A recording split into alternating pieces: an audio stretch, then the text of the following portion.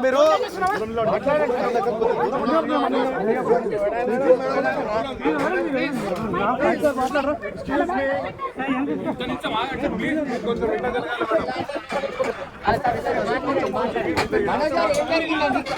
చెప్పండి పర్లేదు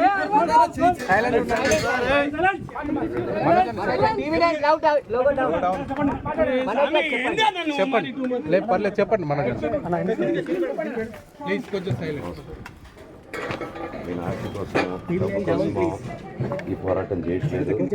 ఎందుకంటే ఈ పోరాటం కూడా కాదు, ఇది ఆత్మగౌరవం.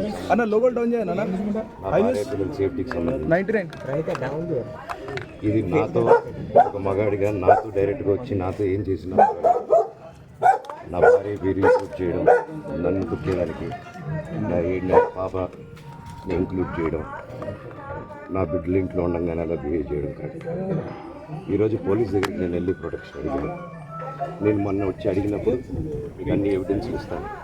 ఎస్ఐ గారు ఇక్కడి నుంచి వచ్చి నేను ఇస్తాను సార్ ప్రొటెక్షన్ చూపించాను. కౌన్సిలర్లు అందరూ అభిప్రాయం దాంకున్నారని చూపించాను. అది నేను చూసి ఓకే సార్ నేను ధైర్యంగా ఉండండి, మేము ఎక్కడికి వెళ్ళట్లేదని చెప్పి మాట్లాడి పారిపోయారు. ఇప్పుడు కానిస్టేబుల్స్ వచ్చి అందరూ నా మనుషులందరినీ భయపించి ఇప్పుడు వాళ్ళ పేర్లు తీసుకొని బెదరగొట్టి మా మనుషులను పంపించేసి వేరే బాడీ గార్డ్ లోపలికి పంపించున్నారు సార్. ఏం జరిగిందండి అసలు? గొడవలు ఎందుకు జరిగాయి? డిపార్ట్మెంట్ ఎందుకు వన్ సైడ్ తీసుకుంటున్నారు? కంప్లైంట్ తీసుకున్న తర్వాత వాళ్ళకి ఏ అధికారం ఉంది? నా ప్రొటెక్ట్ చేసే మనుషుల్ని పంపించేదానికి అధికారం ఉంది?